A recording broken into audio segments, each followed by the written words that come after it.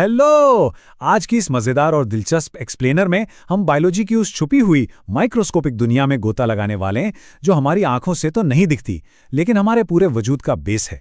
आज हम बात करेंगे जीवन की सबसे छोटी ईंटों की, यानी सेल्स की संरचना और उनकी कुछ ऐसी ताकतों की जिन पर शायद ही कभी हमारा ध्यान जाता है।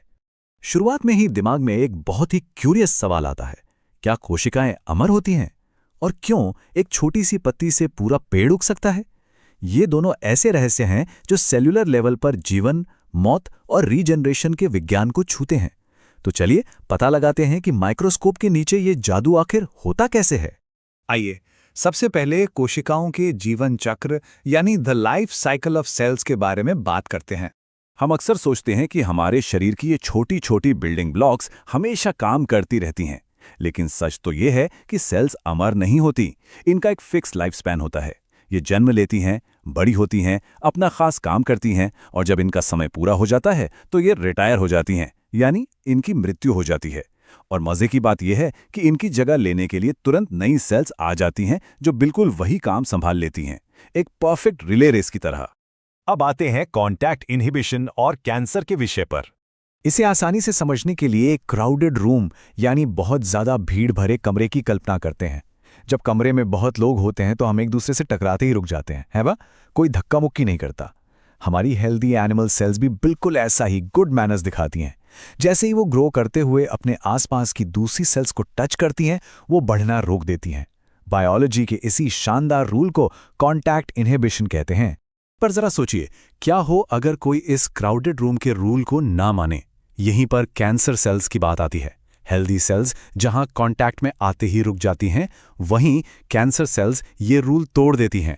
वो पूरी तरह से आउट ऑफ कंट्रोल हो जाती हैं, अपने आसपास की सेल्स को पूरी तरह इग्नोर करती हैं और बस लगातार डिवाइड होती रहती हैं। कोशिकाओं की यही अनकंट्रोल्ड ग्रोथ आगे चलकर खतरनाक ट्यूमर बन जाती है। चलिए अब जानवरों से हटकर पौधों की दुनिया में चलते हैं। देखते हैं पौधों की सुपर पावर, टोटीपोटेंसी। पौधे ना इस मामले में थोड़े अलग हैं। एनिमल सेल्स के उलट प्लांट सेल्स के चारों तरफ एक बहुत ही सख्त दीवार होती है जिसे सेल वॉल कहते हैं। इतनी रिजिड स्ट्रक्चर होने की वजह से प्लांट सेल्स में कॉन्टैक्ट इनहिबिशन काम नहीं करता, यानी वो एक दूसरे से टकराने पर रुकती नहीं है, बल्कि उनका ग्रो करने का तरीका बिल्कुल ही अलग होता है। और इसी अलग तरीके से जन्म लेती है पौधों की एक असली बायोलॉजिकल सुपर पावर, जिसे साइंस में टोटीपोटेंसी कहा जाता है। इसका मतलब क्या है?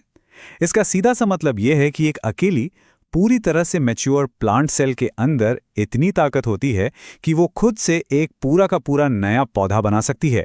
लिटरली एक सिंगल सेल से पूरा विशाल पेड़। है ना ये किसी सुपर पावर से कम नहीं? अब बात करते हैं वैज्ञानिक हैबरलैंड की महान खोज की। ये सब हमें पता कैसे चला? इसके पीछे असली हीरो हैं ऑस्ट्रिया के बॉटनिस्ट गॉटलेब हैबरलैंड। साल 1902 में उन्होंने एक ऐसा आइडिया दिया जिसने साइंस की दुनिया ही बदल दी। उन्होंने कहा कि बस 3 सिंपल स्टेप्स हैं। पहला, एक लिविंग प्लांट सेल लीजिए। दूसरा, उसे सही न्यूट्रिएंट्स और एनवायरनमेंट दीजिए। और तीसरा, वो एक सिंगल सेल एक कंप्लीट प्लांट में डेवलप हो जाएगी। हैबरलैंड के इसी ब्रिलियंट विजन ने ही टिश्यू कल्चर का सीक्रेट खोला था।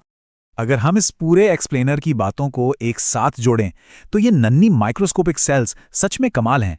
ये एनर्जी बनाती हैं, ज़रूरी चीज़ें सिंथेसाइज करती हैं, डिवाइड होती हैं और पूरी तरह से टीम वर्क में काम करती हैं। एक छोटे से बैक्टीरिया से लेकर एक विशालकाय पेड़ तक हर जीवित प्राणी इन्हीं हार्डवर्किंग यूनिट से बना है। तो अंत में इस गहरे विचार पर गौर करते हैं। अगर महज एक माइक्रोस्कोपिक सेल के अंदर एक विशाल पेड़ खड़ा करने का पूरा ब्लूप्रिंट छिपा हो सकता है, तो जरा सोचिए इस अदृश्य दुनिया में और कितने बायोलॉजिकल चमत्कार छिपे होंगे जो अभी खोजे जाने बाकी हैं। इसी सवाल के साथ हमारा आज का ये एक्सप्लेनर यहीं खत्म होता है। उम्मीद है इस रहस्यमयी दुनिया ने बायोलॉजिकल साइंस को लेकर एक नई उत्सुकता जगा दी होगी।